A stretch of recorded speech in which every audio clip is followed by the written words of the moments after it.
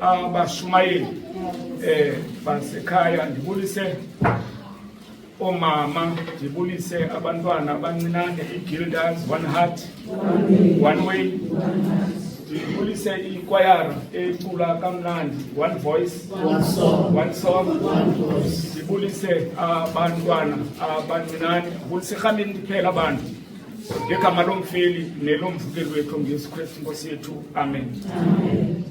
Andiyithathi kancinane lento yesisimemo esenziwe ngamagosa nerhamente yasemakhaza into yokuba mandizokuthetha namhlanje malunga ne-Father's Day.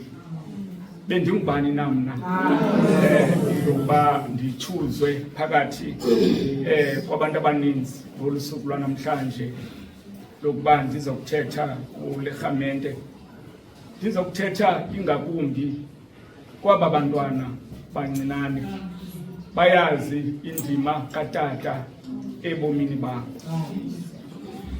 Ndisitsho ndisithi kotata, happy belated Father's Day.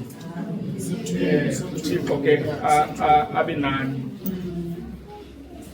Into ebalulekileyo masiyazi intsukaphi yalento kuthiwa yi-Father's Day, into yokuba isukaphi na kanye ukuze kube kucelebrayithwa olu suku namhlanje lubizwa ngokuba yi-Father's Day. Olu suku i-founder yalo iseSpokane eWashington kwi-United States of America. Kulapho yaqala khona, yavela khona le idea ye-Father's Day. Ivela kwintombazana eyayibizwa ngokuba nguSonora Rhodes, owaza nale idea ye-Father's Day ecomplimenta usuku lwe-Mother's Day. Wabona into yokuba xa kukhona i-Mother's Day yena makavele ne-Father's Day, yaye enesizathu sokuba athakazelele into yokuba makube khona i-Father's Day, ngoba kokwabo bebezalwa bengabantwana abathandathu, abayi-6.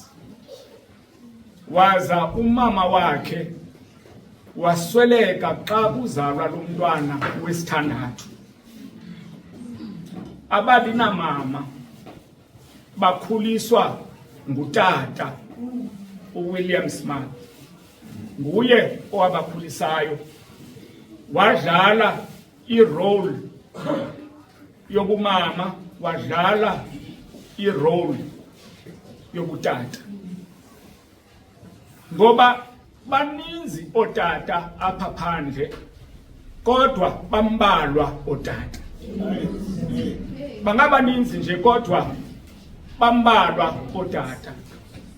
Ndithetha mna nge-responsible fathers, andithethi ngotata abangekho responsible, ababonakala ngela xesha lokuba umntwana makabe khona emveni koko baphele emehlweni.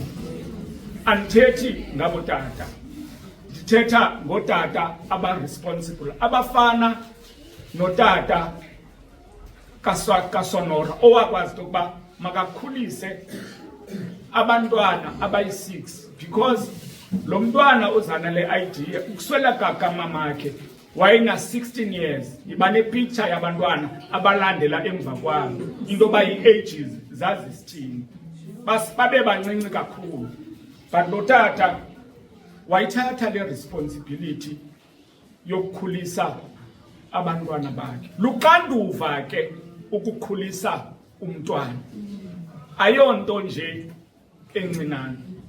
Wanoluxanduva ke lo tata lokukhulisa abantwana.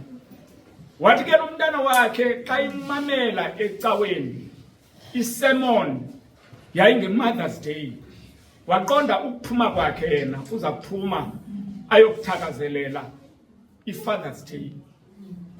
Wenza i-petition lo mntana eyenzela ecaweni, eyenzela kwi-shopkeepers, eyenzela nakwi-YMCA, Young Men's Christian Association, ejikeleza lo mntana. Yade yaba olusuku lwe-Father's Day lwenzeka ngonyaka ka-1910 ukwenzeka kwe-Father's Day ngokuthekezelelwa kulo mntwana. I-Father's Day ke mna ndithatha njengenjongo yokubulela otata abathathe inxaxheba kwindima yabantwana, abonela kuthatha inxaxheba kwindima yabantwana, bathatha inxaxheba kumakhosikazi abo. Ngoba uyakuva i-relationship xa iseyi-good phakathi kukamama notata, uzavumama xa ebiza utata esithi tato. It's because uyayazi indima yotata walapha ekhaya. Ayingabo abatata athi xa epeyile ngoLwesihlanu uyakulahleka ayokubonakala ngoMvulo ekuseni, evela sengasenayo nesenti, kodwa efuna ukutya okunenyama apha endlini ngexesha engakhange akhuphe nesenti. Andithethi ngotata abanjalo, ndithetha ngotata abanoxanduva lokukhulisa abantwana since birth, ukusukela uba umntana wazalwayo utata abenendima ayidlalayo emntaneni wakhe, kutshintshatshintshwane ngalo mntwana apha ekhaya, athakozela umama utata athathe indima yokuba makathuthuzele umntwana. Ngoba iproblem yotata abakhoyo, otata are very conservative. Otata ba-conservative kakhulu, bayithatha indima yokushubelisa umntwana ezindima kamama, bathatha indima yokufida umntwana xa elambile ezindima kamama. Ufumanise ukuba umama ngeli xesha elapha ekhitshini ehlamba izitya, nanku umntwana apha emqolo, utata ubhizi ufunda iphepha. That must not be the case. Ndizama ke ukufundisa nabafana abasakhulayo, just because the topic is about Father's Day, fathering and fatherhood. The topic endithetha ngayo apha, because nabo baseza kuthatha indima banyathele ezihlangwini zethu. But into ebalulekileyo into yokuba thina otata abakhoyo ngoku masibe zii-role models kubantwana bethu abakhulayo, bangafumani ii-role models ngaphandle eziza kubafundisa into engekhoyo. That is why kukho intetho ethi esiNgesini, like father, like son. Funeka umntanakho afuze wena ngokugqithisa kwakho i-norms and values kulo mntwana wakho ukhulayo. A value of respect, a value of brotherhood, hard work, zonke ezo zinto uzikhuphele emntwaneni wakho. Ungadibani nomntwana wakho sengumbethi wamantombazana, kanti lonto uyifunde kutata apha endlini ebethu mama. That is not right, that is not good. Kuthiwa umuntu obhinqileyo ubethwa ngechefu. Hayi umbethe ngantoni? Ngentonga. What does Father's Day symbolize?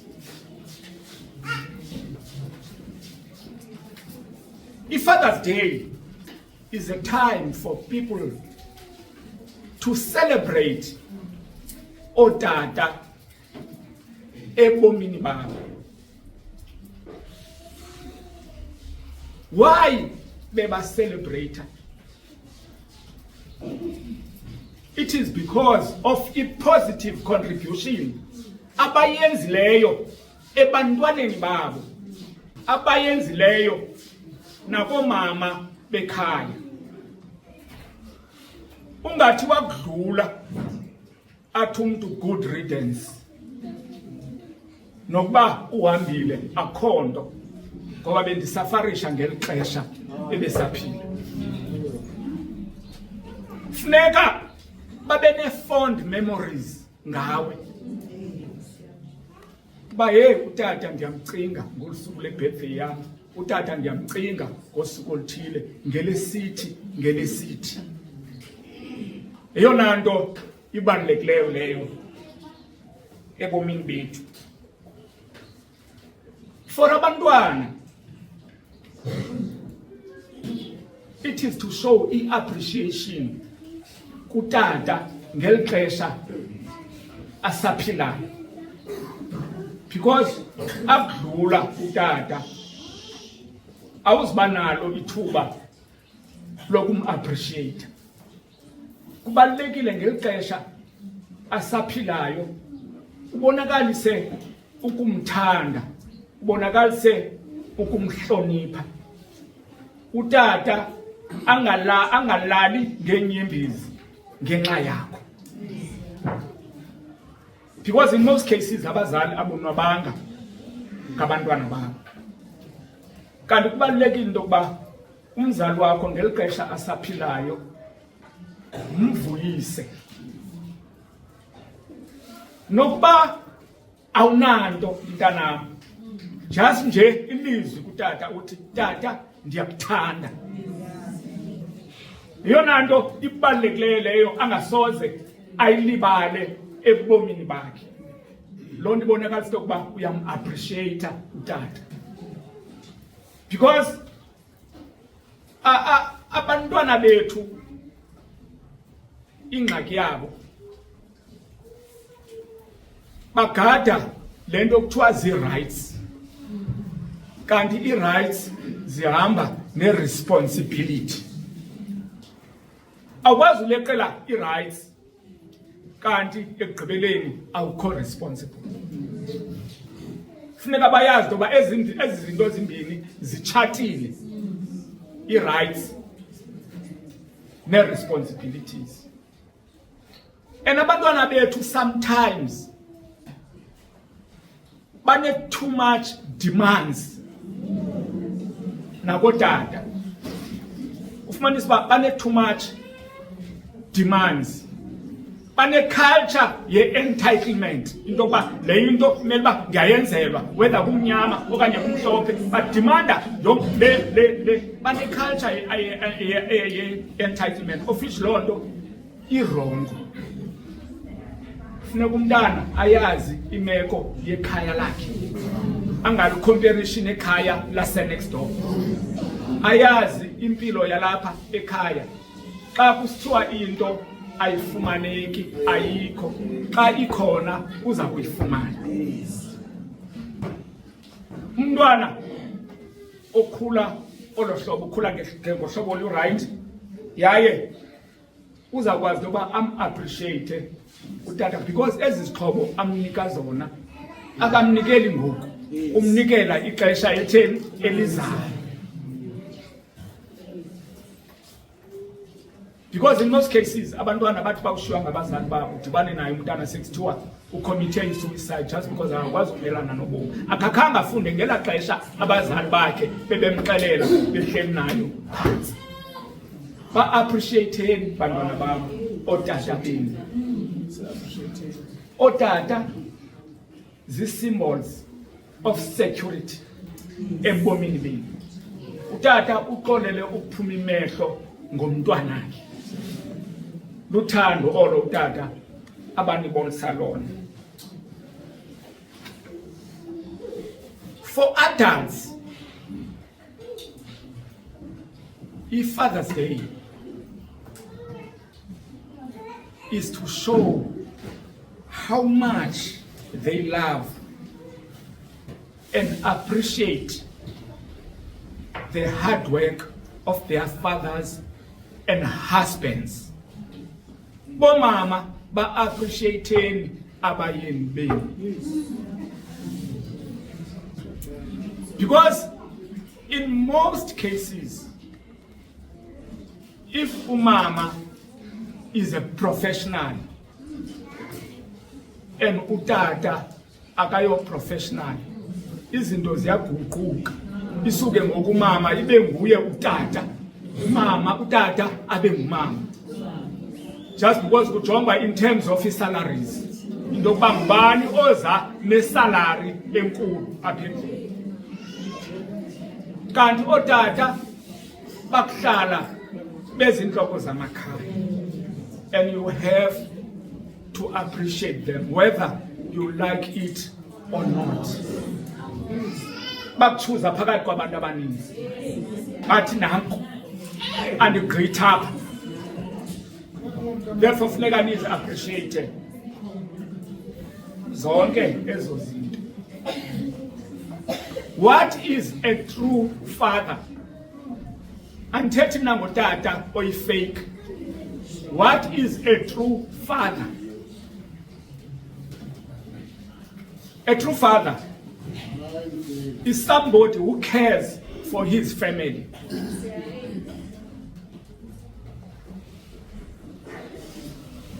Nokuba kumnyama, nokuba kumhlophe, ifamily yakho iza qala. That is why xa sitshata kuthiwa uyakushiya konke ubambelele kulo.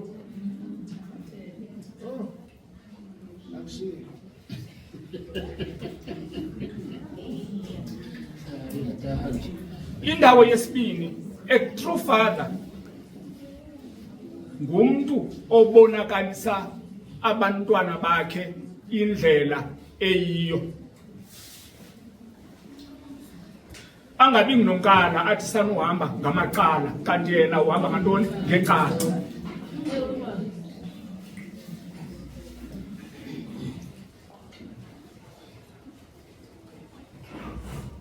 Utata is somebody who sets a good example apha ekhaya and owenza izinto zenzeke ngokuqinisekisa into yokuba apha endlini kulala kutyiwe. Ndidla ngobona ke njengoba ndidla ngohamba ubone andithi rongo, ubone utata eme estendini nenyama engaka, kanti ngalo lonke elo xesha endlini akukho nyama.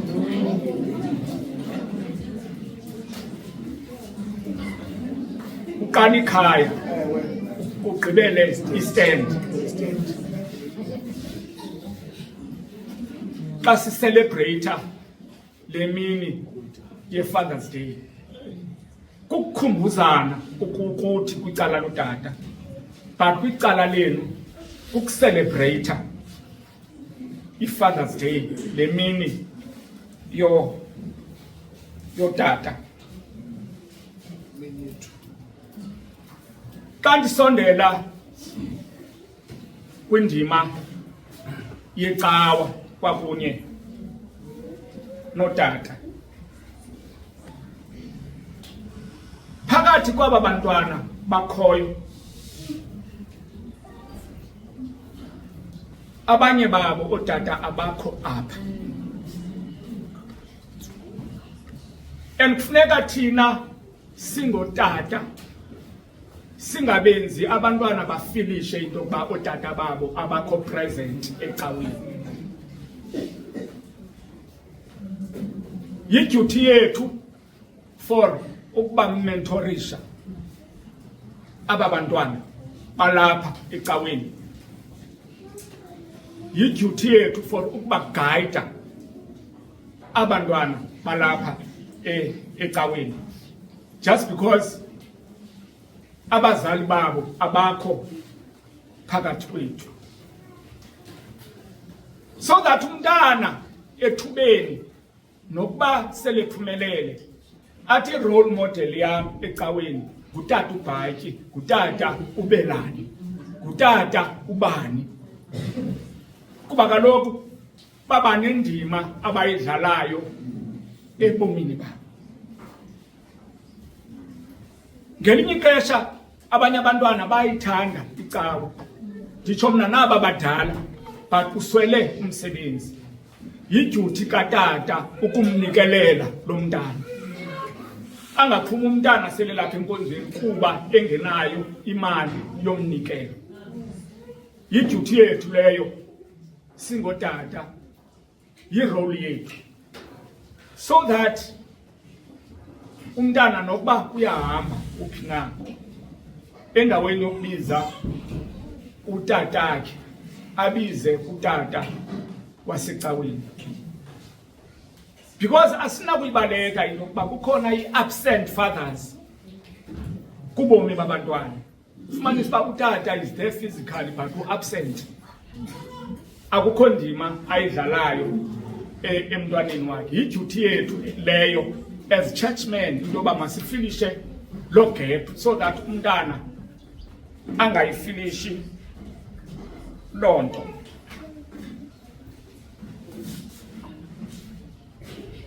Ndizama ukuthi kubafana abalapha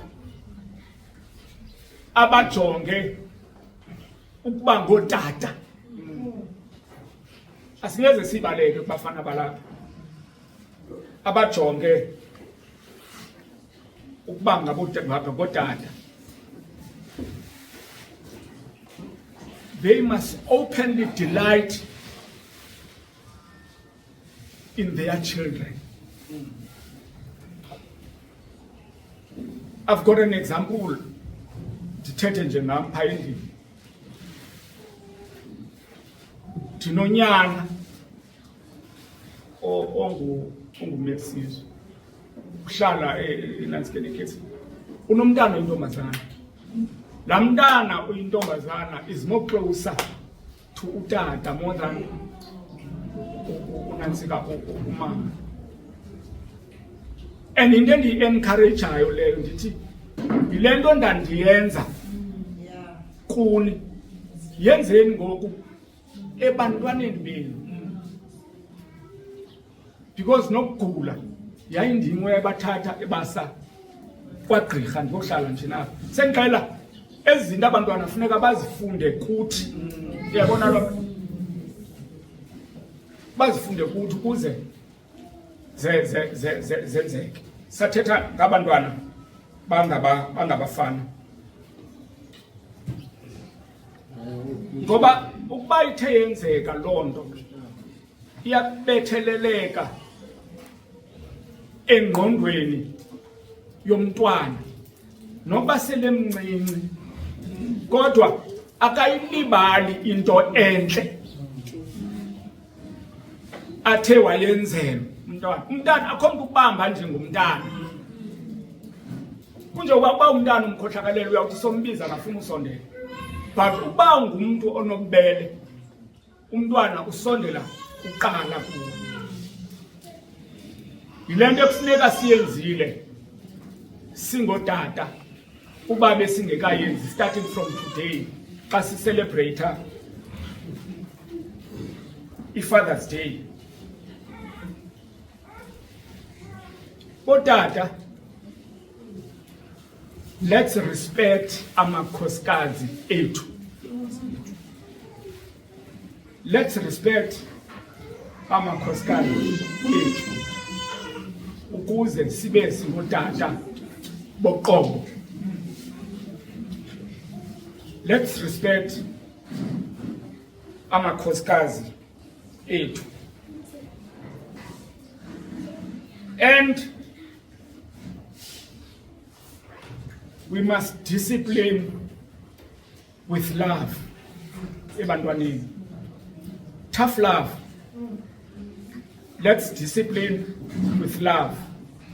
Ngoba kukho intetho esiXhoseni ethi, you must be cruel to be kind, not kind to be cruel. Because umntwana wakho angakubona ngathi ngoku umkhohlakalele, kanti wena umlungiselela ixesha elizayo.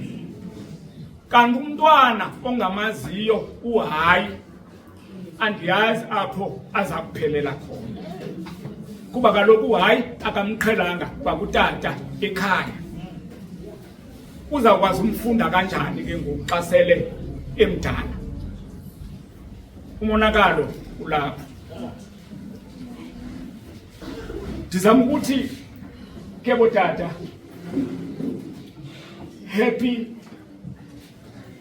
Father's Day. uThixo anisikelele, uThixo anigcine.